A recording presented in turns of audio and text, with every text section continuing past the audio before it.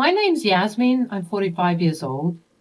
I'm sitting alone in our cozy living room, my heart heavy with grief and longing as I write this story. I feel like I finally have the gumption to materialize what I've been through as a means to therapize myself and also help anyone who might relate to the craziness that is my life. You see, Charles, my beloved husband of 20 years, had been taken from me in a cruel twist of fate just a few months ago. The pain of his loss is still fresh, but it was even more crippling when it happened. It was as if time had frozen at that moment when I received the devastating news of his car crash. The future we had envisioned together, filled with love, laughter, and countless more years of companionship, was abruptly shattered. Never would I have thought that I'd be a widow at 45 years old. The bond Charles and I shared was particularly profound, forged through the trials and tribulations we had both endured in our lives. We were two broken souls who found solace and healing in each other's arms. My own journey had been marked by heartache, as my parents, lost to the grip of addiction, had abandoned me at a young age. Their choice to prioritize drugs over their own flesh and blood left me with deep emotional scars. As for Charles, his relationship with his mother, Talia, was tumultuous at best. He had severed ties with her, cutting off all contact after years of disappointment and betrayal. But Talia, like a cunning serpent, would slither back into his life, feigning innocence and pleading for forgiveness.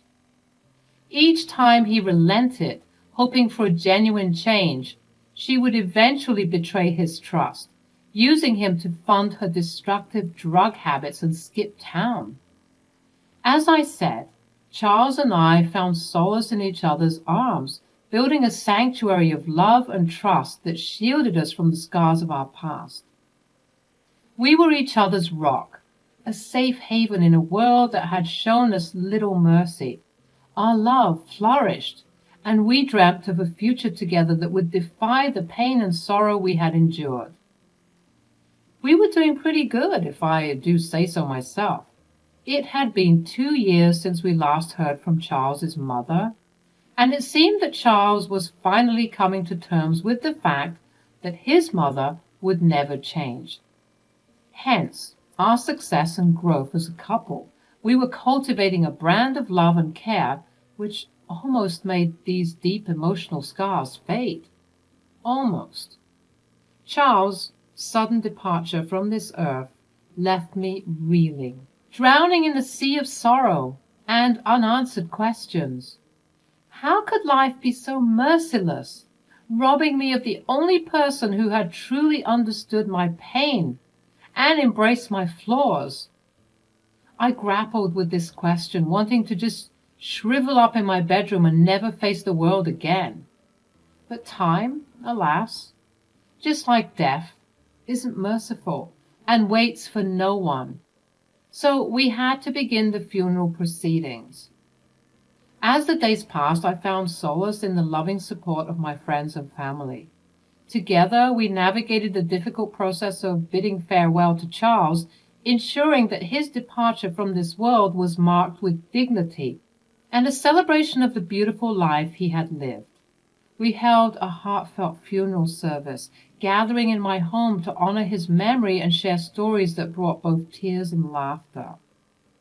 Amidst the bittersweet atmosphere, with the scent of freshly cut flowers permeating the air, a solemn doorbell rang, interrupting the melodic hum of conversations. Curiosity piqued, I made my way to the door, my heart fluttering with anticipation and uncertainty. And there, standing before me in a sea of black attire, was Talia, Charles's estranged mother, bearing a bottle of whiskey as a peace offering. At that moment, a storm of emotions swirled within me. Anger, resentment, and confusion battled with grief and the longing for closure. But as I gazed into Talia's tear-filled eyes, a flicker of understanding ignited within me. I knew that despite the pain she had caused, she too was grappling with her regrets and the weight of lost time. Without a word, I opened my arms, and Talia stepped forward. We embraced, holding each other tightly as tears were shed, each drop carrying a multitude of unspoken emotions. The years of bitterness and fractured relationships seemed to dissolve in that single heartfelt hug. Talia's whispered agonies washed over me, and though the wounds were far from healed, I found a glimmer of compassion within my heart. With Talia's entrance, a delicate dance of emotions ensued. My friends and family, wearied by the history between Charles and his mother, greeted her with wary smiles, offering her a seat at our table. It was a testament to their unwavering support for me that they set aside their reservations and welcomed her into our midst. Throughout the gathering, Talia shared stories of her own, painting a picture of a woman lost in the grip of addiction, desperately searching for redemption and forgiveness. She expressed her deep regret for the pain she had caused Charles, recounting moments of remorse and longing for the opportunity to rewrite their shared history. As I listened to her words, my heart softened, realizing that beneath the layers of hurt and disappointment, there lay a mother's love, tarnished but never extinguished. It was a complex tapestry of emotions woven with the threads of forgiveness, understanding, and the longing for healing. As the final chords of reminiscence echoed in the room, Talia continued to share fragments of her memories with Charles. She spoke of tender moments from his childhood, of shared laughter and stolen glimpses of the man he had become. Each word carried a mix of nostalgia and regret, creating an intimate portrait of a son she had lost along the way. As the funeral service drew to a close and guests began to depart, Talia, wearing a look of determination, remained by my side. With gentle gestures and a shared understanding, my sisters and I began to tidy up the remnants of the day, grateful for Talia's unexpected assistance. In a moment of vulnerability, Talia turned to me and asked if she could make a request. Her voice trembled with a mix of trepidation and longing, and I met her gaze with a mixture of curiosity and caution.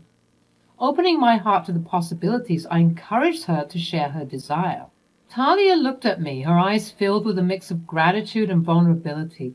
She took a deep breath before speaking.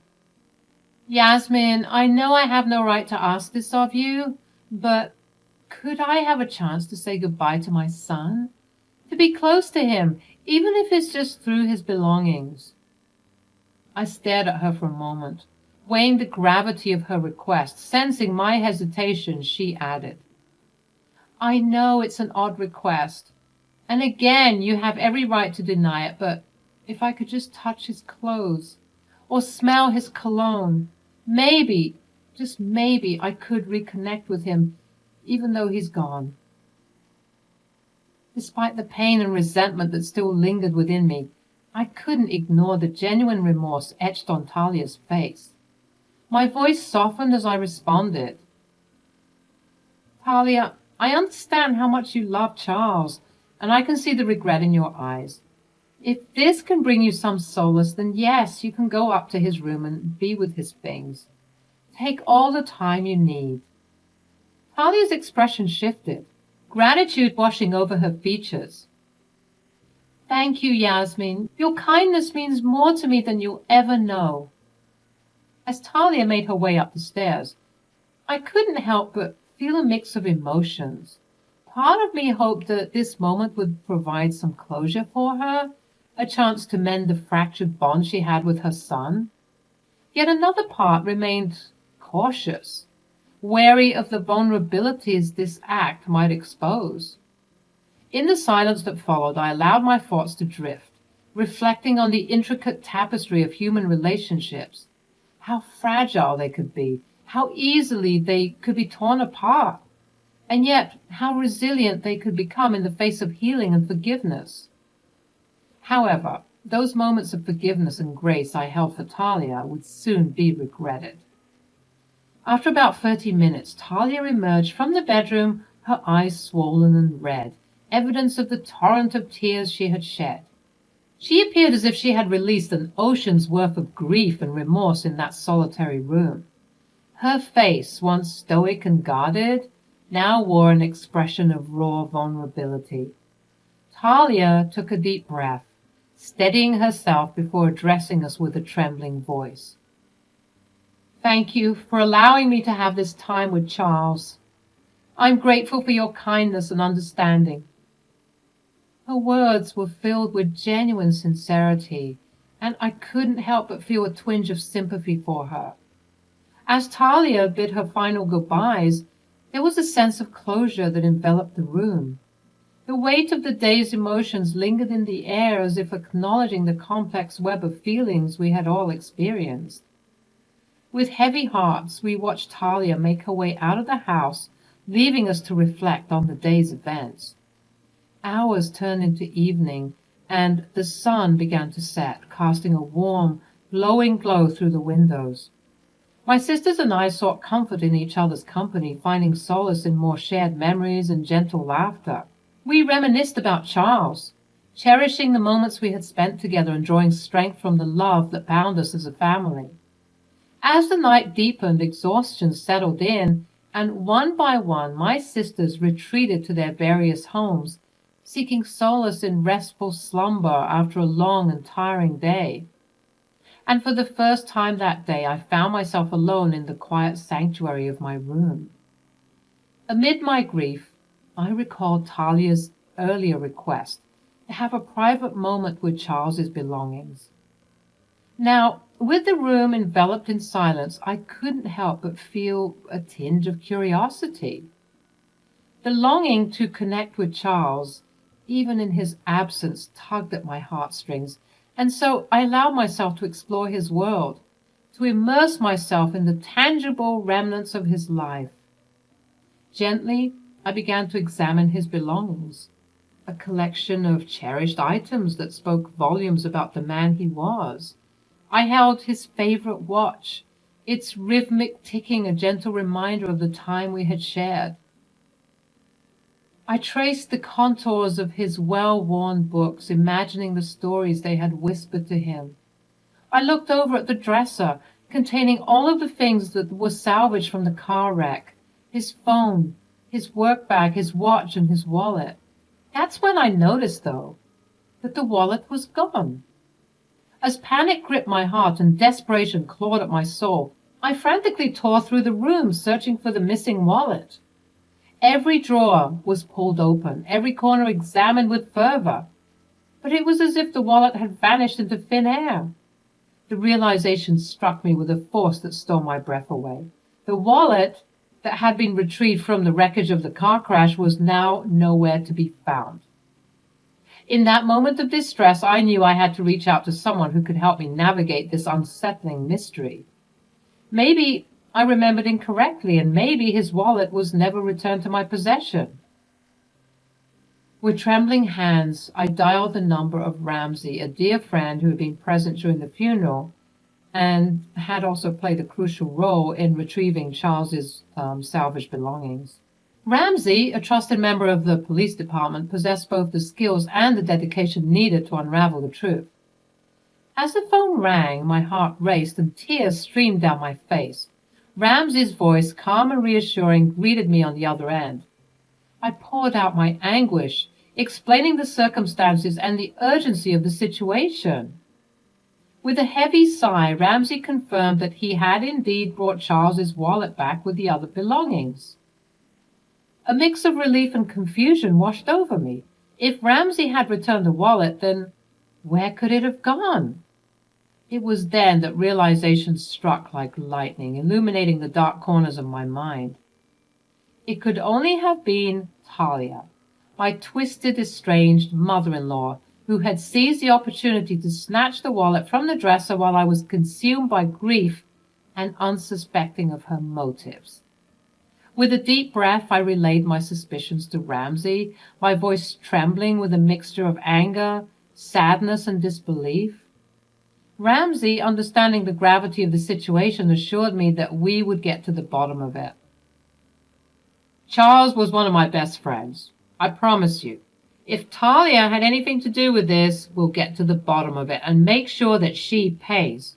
At that moment, as Ramsay's words of comfort enveloped me like a warm embrace, a flicker of hope ignited within my heart. Though shadows loomed and uncertainty clouded the path before me, I knew that with Ramsay by my side, we would navigate the murky depths of this twisted tale. Together, we would uncover the motives that had driven Talia to commit such a heartless act, and bring closure to this chapter of our lives. As the days rolled on, the weight of grief still heavy upon my shoulders, I was confronted with yet another shocking revelation. The steady stream of bank statements that notified both me and Charles's phones bore witness to a growing storm brewing within Charles's accounts. It started with small amounts, a charge of $700 followed by $1,000, but soon escalated into a torrential downpour of deductions with staggering sums exceeding $3,000. Fear and concern gripped my heart as I watched the steady drain on Charles's hard-earned savings. It was a violation, a desecration of his memory that cut me to the core. With a heavy heart, I once again reached out to Ramsay, seeking guidance and solace in the face of this new ordeal. Ramsay's voice resonated with a mixture of empathy and determination, as he advised me to take swift action.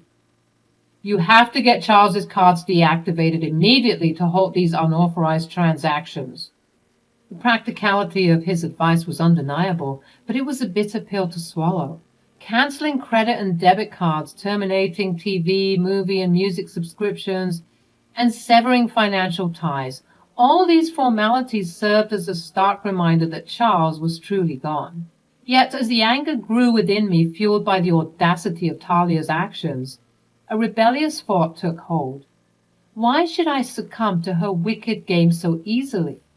How dare she squander my late husband's money with such reckless abandon? No, I resolved that I would not let her have the satisfaction of destabilizing our lives further. And so a devious plan began to form in the recesses of my mind. I decided to let Talia continue using the carts, allowing her a false sense of security. Little did she know that I held the upper hand, the power to unveil her deceit and reclaim what was rightfully Charles's. It was not an easy choice, for it meant prolonging my confrontation with the harsh realities of his absence. But I was determined to expose Talia's true nature, to shine a blinding light upon her dark deeds. I would gather the evidence, the proof of her financial exploitation, and present it as an irrefutable testimony of her treachery. With renewed vigor and a fire burning within me, I set out on this dangerous path. Each transaction made by Talia would be meticulously documented, her every move tracked, until the time was ripe for confrontation. It was a delicate game of cat and mouse where I would allow her to revel in her illusion of control, all the while laying the groundwork for her inevitable downfall. As days turned into weeks, the battle raged within me. A whirlwind of emotions that swung between despair and determination. I clung to the memories of Charles, drawing strength from his love and the fire that burned within me. I knew that by exposing Talia's actions, I would be honoring his memory, safeguarding his legacy from the clutches of greed and deceit. But if I was going to stick it to her, I had to do it in a way that she'd never forget. As the weeks crawled by, the weight of Talia's deceit grew heavier. She continued to squander Charles's hard-earned money with reckless abandon, her audacity seemingly boundless. Each transaction she made, each dollar she spent, served as a reminder of her complete lack of remorse and empathy. My disgust for my estranged mother-in-law reached new depths with every passing day. How could she betray her own son's memory so callously? How could she treat his legacy as her piggy bank, using it to fund her desires without a shred of guilt? Then, One fateful day I opened the door, and lo and behold, there stood Talia, a semblance of remorse etched upon her face. But I knew that it was all a lie. "Oh, hello, Yasmin." "Hello, Talia." "Can I come in?" "No, you may not." "Oh, I suspected as much. I don't blame you. I imagine you found that Charles's wallet is missing. Well, I'm so sorry I took the wallet, Yasmin. Please forgive me. I was overcome with grief, and I knew that my time to say goodbye would be short-lived. So I took the wallet as a keepsake, a token of sorts." "Oh, really?" Yes, I'll admit it was completely wrong of me, but I guess I grew conscious and decided to return it to you." Anger surged within me, threatening to consume my every thought. How could she stand before me, spinning her web of lies with such shameless ease? But I held my tongue, masking my fury behind a serene smile. At that moment I saw an opportunity, a chance to turn the tables on Talia and expose her for the fraud she truly was. I smiled and then handed Talia a document, a meticulously compiled record of every penny she had stolen from Charles, and accompanied by a list of the charges she would be facing for her crimes. Upon reading it, her hands and her eyes widened in disbelief.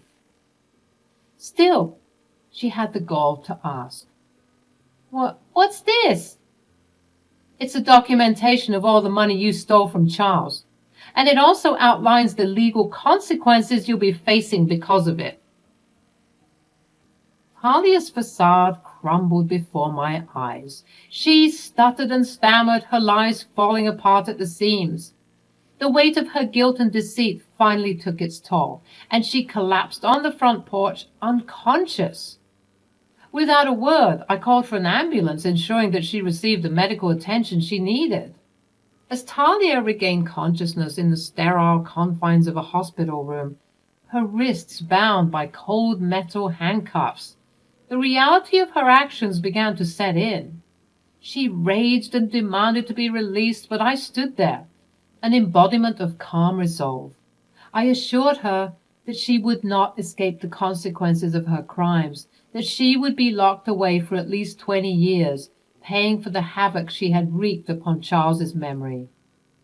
With the unwavering support of Ramsey, my trusted friend in law enforcement, I gathered enough evidence to ensure Talia faced the full extent of the law.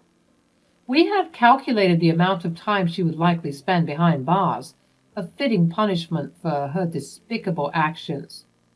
As I reflect upon the tumultuous journey that brought me to this point, I find solace in the knowledge that justice had been served.